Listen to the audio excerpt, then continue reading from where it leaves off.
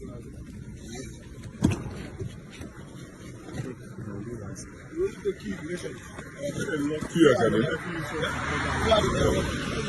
a little bit accident.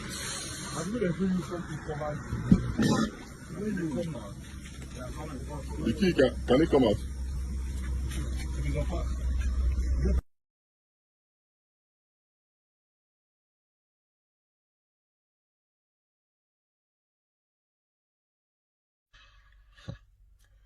Terrible accident.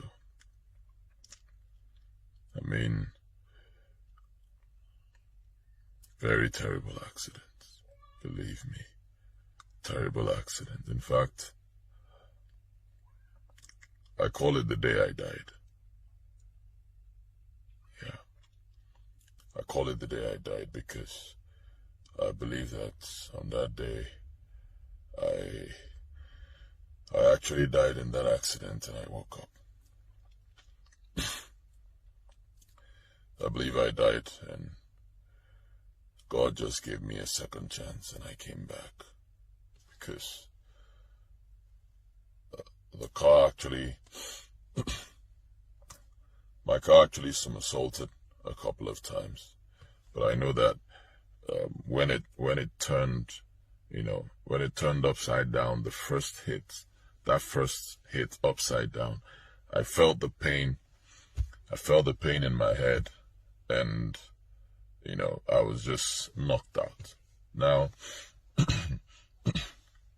before I was knocked out, the moment I felt that pain as the car turned upside down and it hit the ground the first time, I felt that pain on my head and my neck, and I heard a voice.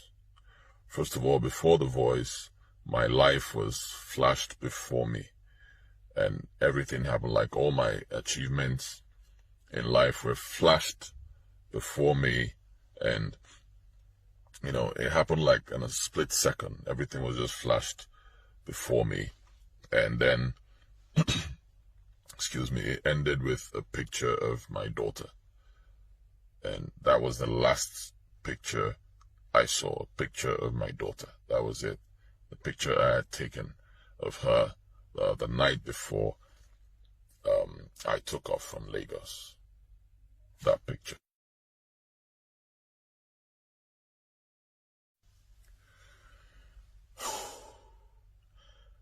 After I saw that picture, it flashed before me. After all the images flashed, the picture of my daughter you saw now, that was the last picture I saw. And then I heard a little voice. I heard, a very tiny voice.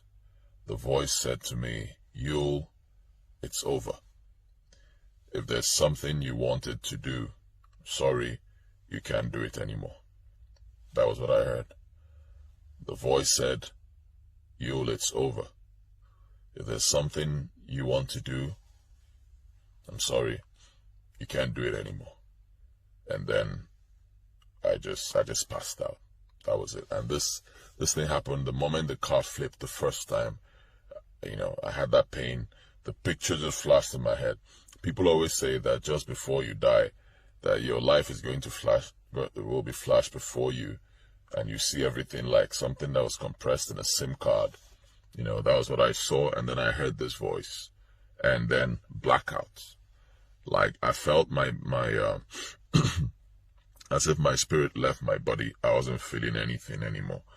I knew the car was turning, but I wasn't feeling anything anymore. After that first hit, everything just went blank. I wasn't feeling anything. And then the next time I woke up, the car had already finished turning, and it was just there. It had plunged into that gutter, that big gutter. It just plunged into it. That was when I woke up, and excuse me, it was as if excuse me, it was as if life just came back to my body from my legs. Life just came back to my body, from legs up and to my head, and I just woke up, and I realized, oh my God, this accident it's all over. The windscreen was broken. windscreen was broken, and you know, smoke was just coming out from the car, dust, everything. I was confused, and then I managed to climb out from the front of the car. You know, the windscreen was broken. I climbed out from the front and came out, and I actually thought I was dead. I actually thought I was dead because this thing happened on my way from Lagos. I left Lagos. I was driving to Asaba, so it happened along somewhere around Ore, just before I got to Ore. I was doing maybe 120 or 140, you know, and then the car just lost control. I don't know what happened. Car started. I was holding the steering wheel, and I saw the car going this way, and then I tried to turn it back and keep it straight, and then the car started heading this way, hits that center. I think that divides the road, the culvert or something. It hit there, and then the car just started flipping up, somersaulting, and that was it. Now, by the time I came out, excuse me, by the time I came out, and I came out of the car, I was just standing looking at the car, wondering what just happened, and thanking God that I survived. I saw some people were just coming out from the bush, you know, rushing towards the car. I saw two people, they were rushing towards the car, but they didn't notice me. They ignored me, and they were just rushing to the car, looking into the car and shouting, maybe the person is dead, or who drove this car? But they just ran past me. So I was like, wow, these guys didn't see me. They didn't notice this is me. That means it's possible that I'm dead. Maybe my body is still inside the car, and then it was my spirit that came out. So I got quite curious. I now went and started looking inside the car to see if I'll see my body. I broke the side of the glass, the driver's side. I broke it. I looked inside. I was sure there was no body there.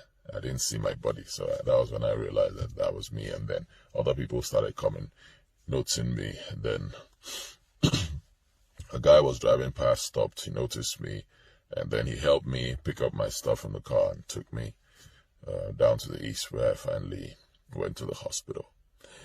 But it was a nasty experience.